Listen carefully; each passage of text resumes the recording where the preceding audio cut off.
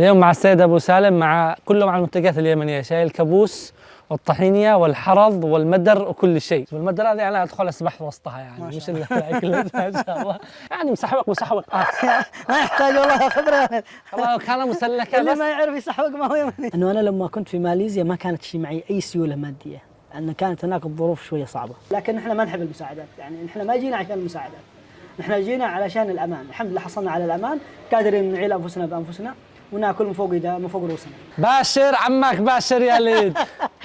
ايش غيره 5 سم القمرية بس. اهلا وسهلا حبايبي، ان شاء الله تكونوا كلكم بخير وصحه وسلامه وعافيه، وحياكم الله في فيديو جديد من سلسله المهاجرين الناجحين في اوروبا. بطل قصتنا لهذا اليوم أبو سالم، قادما من محافظة شبوة في اليمن إلى هولندا، اتخذ من طريق التهريب عبر غابات بيلاروسيا وسيلة للوصول، وخاطر بحياته بحثا عن لقمة عيش ومستقبل أفضل. وخلال فترة قصيرة وأثناء تواجده في مخيمات اللجوء في هولندا، افتتح شركته الخاصة لاستيراد المنتجات اليمنية، واكتسبت منتجاته شهرة واسعة، وأصبح الآن أكبر مورد للمنتجات اليمنية في هولندا. خليكم معنا لنهاية هذا الفيديو لمتابعة تفاصيل القصة كاملة.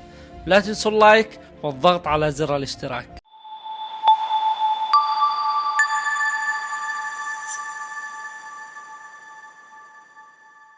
بعد ساعة ونص تقريبا سفر يا جماعة، وصلنا إلى هذه القرية الجميلة في هذا الحي الجميل اللي يتواجد فيه أبو سالم هنا في هذه الزوة، ومنتظرنا مع السيارة والبضاعة، واللي بنعرف كل تفاصيل القصة والشركة اللي فتحها هنا في هولندا والموضوع كله والمنتجات اليمنية ورواقها هنا في هولندا وأوروبا. السلام عليكم، كيف الحال؟ أبو سالم هنا يا جماعة. الله أبو سالم، كيف الأخبار؟ طيبين؟ يا سهلا. يا مرحبا يا مرحبا. اليوم مع السيد أبو سالم كله مع المنتجات اليمنية، شاي الكابوس والطحينية والحرض والمدر وكل شيء، كله على المنتجات اليمنية. خليكم معنا يا جماعة بنعرف كل التفاصيل.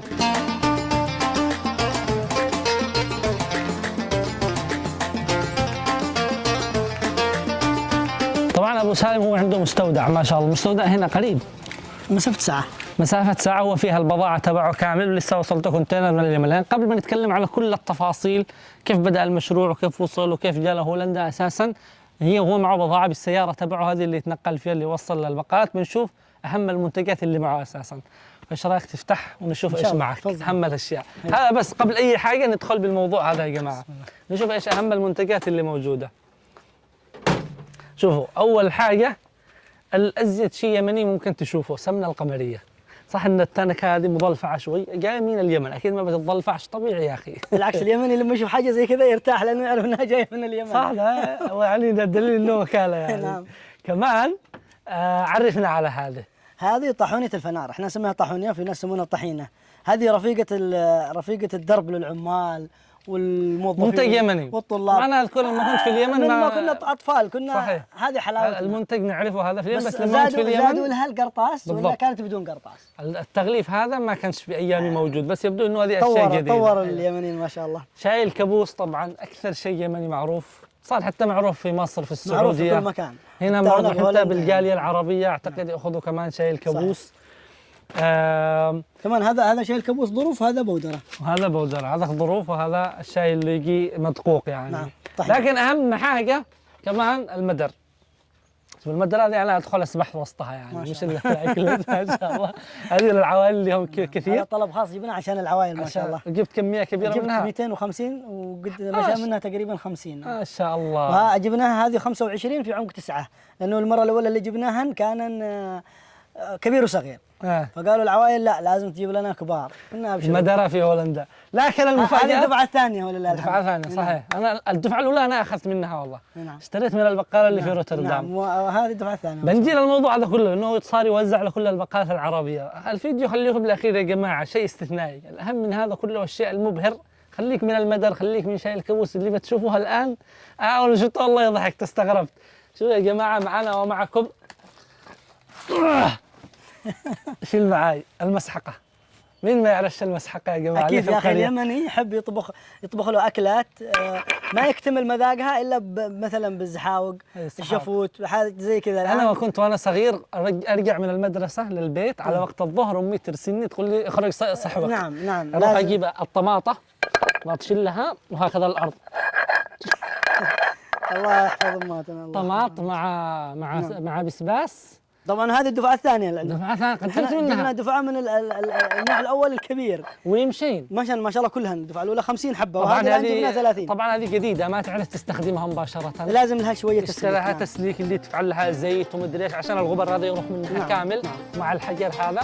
بعدين تجي تفحص الطماط مع الثوم مع شوية كمون ومع بسباس، تطلع لك سحاوة عادي على شوية ماء طبعا، يعني مسحوق ما يحتاج والله خبره. أثناء التصوير أبو سالم كان يتكلم عن صعوبة جلب المنتجات من اليمن، وكيف أنه أغلب الأوقات تتأخر البضاعة إلى أن تصل إلى هولندا، وهذا كله غير صعوبة تجميعها أساسا في اليمن بسبب الأوضاع وصعوبة التنقل. وأيضا جاب معلومة مهمة جدا، وهي أنه المدرة أو الحرض الحجر بعض الزبائن يشتروها ويبدأوا الطبخ فيها مباشرة، وهذا خطأ كبير لأنه راح تنكسر مباشرة.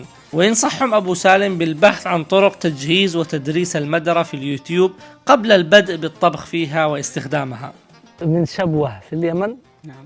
طوالي إلى هولندا ولا وين كنت لا قبل؟ والله كنت في ماليزيا. في ماليزيا. نعم. كم سنة؟ تقريبا 4 سنين. 4 سنين. بعدين إلى هولندا. كيف لو ما هولندا؟ والله شوف، في هولندا في عام 2021 حصلت زي امور، تسهلت امور الوصول عبر طريق بيلاروسيا. يعني جيت جيت تهريب. تهريب. نعم. خاطرت بحياتك. خاطر. كيف كان رحلة التهريب؟ سهلة؟ لا والله ما هي سهلة، والله ما هي سهلة، ما هي سهلة. دينا موقف صعب حصل كذا أثناء الرحلة إذا ممكن يعني. انه انا لما كنت في ماليزيا ما كانت شي معي اي سيولة مادية، لان كانت هناك الظروف شوية صعبة. كانت معي سيارة اشتغل عليها، بعتها، جمعت الى ما جمعت 2000 $2000. 2000 دولار. هذه ال 2000 دولار يا الله يا الله توصلني الى وين؟ الى بيلاروسيا. من بيلاروسيا كنت معتمد على شخص يعني بيني وبينه قرابه كذا، لان لما بتوصل بيلاروسيا ابشر. هذا الموقف ما بنساه طول حياتي ابدا.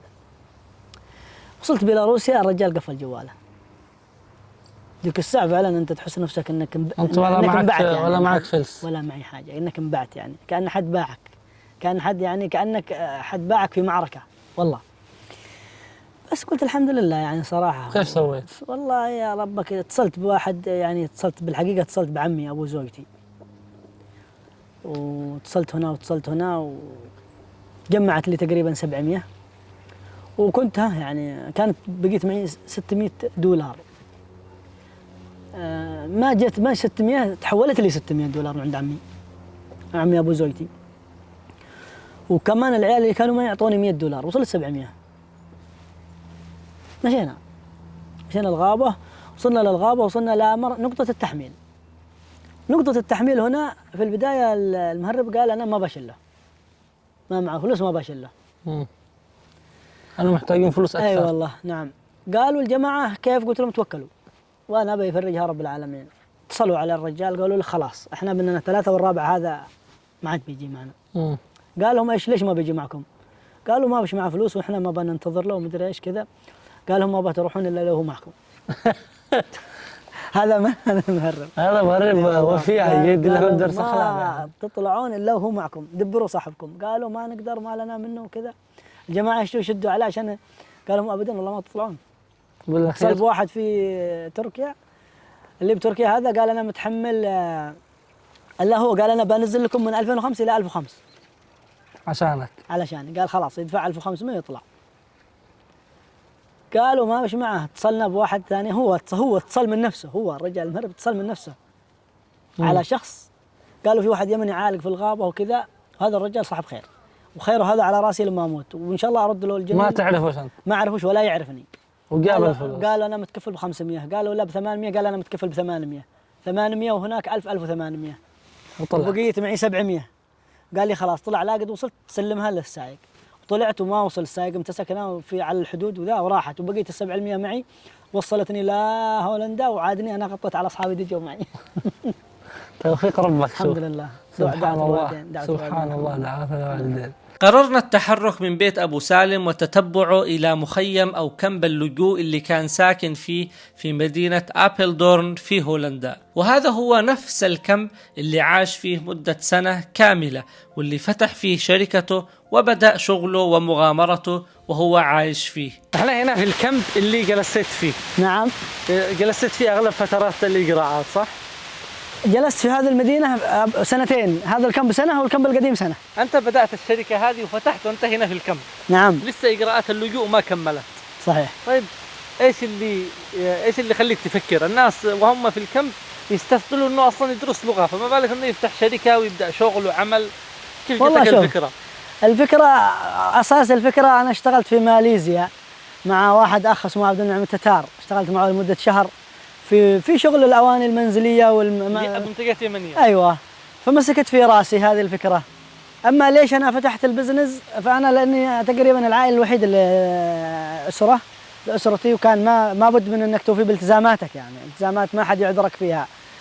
فحاولت أني أوجد لنفسي مصدر دخل علشان أقدر أغطي التزاماتي هنا والتزاماتي في اليمن، التزاماتي في ماليزيا، خصوصا أني تركت زوجتي وأطفالي في ماليزيا. سنتين في هولندا، فتحت شركة. نعم. طلعت رخصة السواقة. نعم. واصبحت تجيب بضائع من اليمن وتتاجر. الحمد لله. نعم. احييك.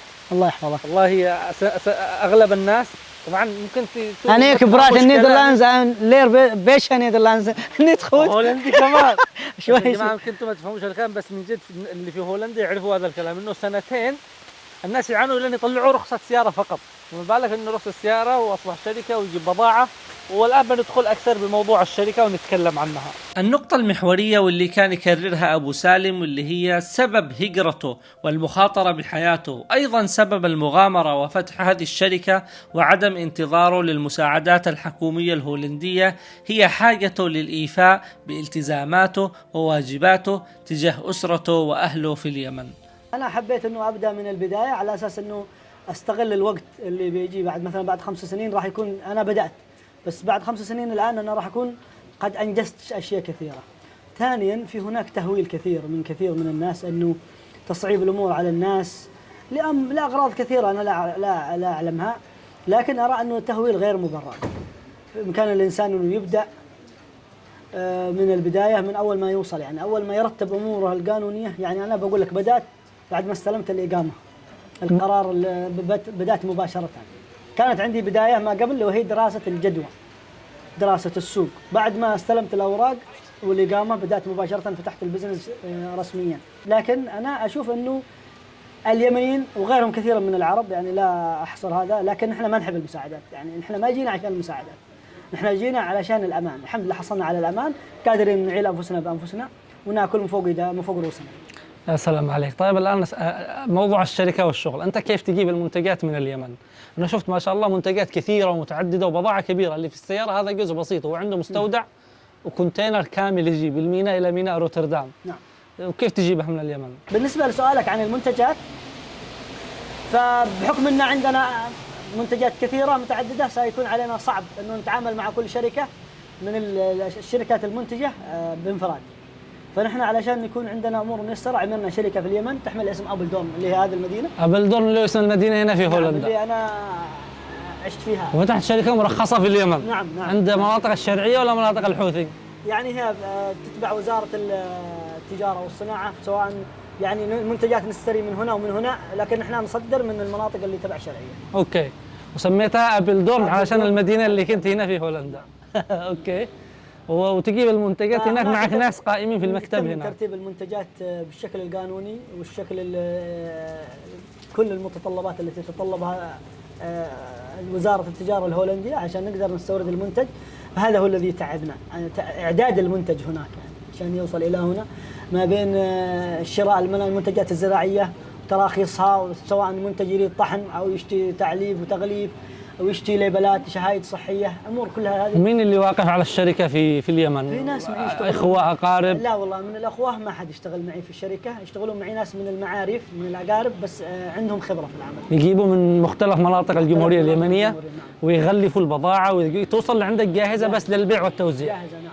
وعبر تطلع من ميناء عدن. تطلع من ميناء عدن، هذا الكونتينر الثاني والحمل، بس ايش شركة الشحن؟ شركة الشحن اللي تجي من عدن هولندية ولا ايش؟ شركة عالمية، شركات عالمية. عالمية. نعم، شركات الشحن عالمية. وكم تنتظر لين توصلك؟ هذه المرة انتظرنا والله مدة طويلة، تقريبا 50 يوم. نعم 49 يوم. الزبائن قد كانوا منتظرين يعني. احنا نوعدهم وللاسف هذا التاخير مش من عندنا، فنحن نحتاج شهر الى شهرين اعداد، وشهر الى شهر ونص الى على بال ما توصل البضاعة. طيب ولما توصل هنا كيف تبيع؟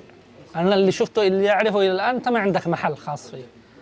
انت عندك ويب سايت تبيع بالتجزئه، في الويب سايت بنحط الموقع الالكتروني تبع ابو سالم، كل اللي في هولندا واوروبا توصل لكل اوروبا ان شاء الله. توصل لكل اوروبا موجود، بتحصلوا رابط الموقع في الديسكربشن، اي منتجات يمني تعرفوا تطلبوها. بس غير الموقع والتجزئه كيف تبيع المنتجات؟ والله شوف، الحمد لله رب العالمين، فتح من عند الله عز وجل. يعني ما كنت متوقع اني بدخل السوق وبيع بالجمله. بديت بيع بالجمله يعني؟ الان انا الحمد لله ابيع بالجمله للمحلات، وهذا فضل الله عز وجل. البقالات. نعم.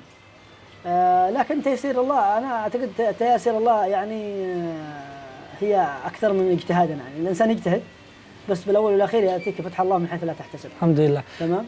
فبقول لك انا فتحت الويب سايت على اساس انه انا اشتغل بالتجزئه. ما كان في بالك الجمله؟ ما كان في بالي الجمله، لانه ما كنت مستوعب انه راح يكون ما شاء الله في قابليه للمنتجات بهذه الطريقه. بس بعدين الان انت يمكن تلاحظ عندي طلبات كثير انه انزل الى مناطق اوفر المنتجات في مناطق.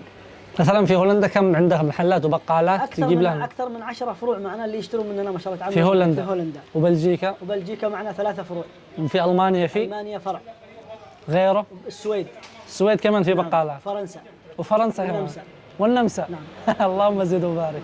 هذا كله بقالات عربيه ويمنيه. بقالات عربيه مغربيه وكذا. مغربيه ويمنيه وسوريه، كلهم يتعاملون معنا. تجيب لهم منتجات يمنيه وإريتريا يعني لعلمك. وتروح لهم انت بنفسك؟ نودي لهم المنتجات ونوصل لهم، الحمد لله نتعاون معهم جدا، نتعاون معهم في السعر، نتعاون معهم في التوصيل، نحاول نقدر نوفر المنتج بأرخص ما نقدر عليه نحن، بحيث انهم هم يحصلوا بعدنا فائده وتوصل الى المستهلك بسعر افضل. وايش اكثر منتج يطلبوه الناس ويمشي؟ شاي الكابوس. شاي الكابوس. تكلمنا يا جماعه على شاي الكابوس. شاي الكابوس. مخمخ الكابوس. نعم. شاي الكابوس يعني ليس لم يعد منتجا يمنيا، ولكن اصبح منتجا عربيا. طيب اليوم عندك توزيع لاي بقاله وتوصل لهم بضاعه؟ اليوم نعم عندي طلب ان شاء الله في روتردام راح اوديه اليوم. انا طلبت من ابو سالم انه يوم التصوير ضروري يكلم صاحب بقاله ينتظر شوي ليخلص البضاعه عشان نروح مع بعض نوصل بضاعه لواحده من البقالات ونشوف كيف الاجواء هناك. نعم. ان شاء الله لان نتحرك الى روتردام من ابلدور ان شاء الله. نرجع الى روتردام للبقال. البقاله هذه سوريه ولا ايش؟ عراقي. عراقي. نعم. ما شاء الله. عراقي. ونعطيها ايش بتعطيه من منتجات؟ راح انزلها اليوم ان شاء الله شاي الكابوس وسمن القمري. حرض. وحرض. راح انزل له كمان بن الكابوس وزيت السمسم وكل المنتجات. بهارات وهذا. بهارات السبايسز راح ننزله ان شاء الله. خلاص ان شاء الله نلقيكم يا جماعه في البقاله العراقيه في روتردام ونشوف هناك كيف الاجواء وكيف الطلب على المنتجات اليمنيه عند صاحب البقاله هذا. الخبر الحلو انه كل اللي في اوروبا تقدروا تحصلوا منتجات ابو سالم المختلفه والمتعدده من موقعه اللي بتحصلوا رابطه في وصف الفيديو او في البقالات المختلفه في عده دول اوروبيه. على سبيل المثال هذا عنوان البقاله المتواجده في السويد اللي تتوفر فيها منتجات ابو سالم. بعد مشوار طويل يا جماعة أخيرا وصلنا إلى روتردام إلى هذه البقالة العراقية أسواق بابل. وصلنا مع السيارة أبو سالم. الحمد لله على السلامة. مشوار طويل يا رجل والله، جينا على ساعة الذروة زحمة صح. الآن إيش المنتجات؟ بسم الله على بركة الله. اليوم أنا شغالين مع أبو سالم. كيف السيارة ذي انفتح؟ من هنا؟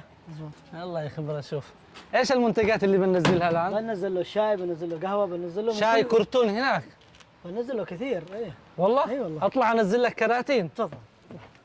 أعطيني 5. لا يلا هاليوم. أعطيني 5 كرتون شاي. بسم الله يا رحمن. بسم الله بسم الله. الشاي من هذا؟ أيوة. في كراتين صغير وفي كبير. في لا هذا البودرة 5 كرتون من هذا. 5 بودرة. 5 بودرة. يلا 5 كراتين كابوس بودرة. واحد الله وثاني وهذا ثالث. يلا هاليوم يا رحمن. وهذا الخامس. باشر عمك باشر يا ليد. ايش غيره ايش غيره؟ 5 سمن قمرية بس. كراتين قمرية؟ ايوه. 4.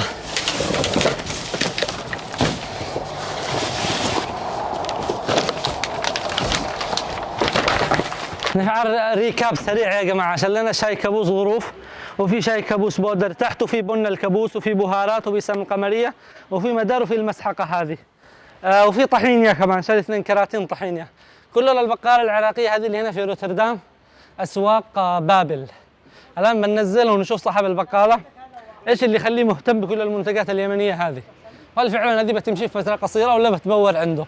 هلا بنشوف. السلام عليكم. عليكم السلام عيني. كيف الحال؟ حبيبي شلونك؟ طيبين. ايش اسمك؟ اسمي ابو كريم. ابو كريم. ايه عيوني. اخوي اسمه ابو كريم. والله. ايه. وانا اسمي هاشم. هاشم، نعم الله فيك، الله يسلمك. اهلا وسهلا. ايش البقالة الحلوة هذه؟ هذه عيونكم الحلوة. الله يكتب لها، مكتوب لسه لكن افتتاح قريبا لسه حوايج مو جاية، يعني من ضمن الحوايج اليمنية. ايه. احنا دائما يعني تواقين انه تكون كل الحاجات اليمنية موجودة عندنا. الآن هو هذا شو، ادخل عادي.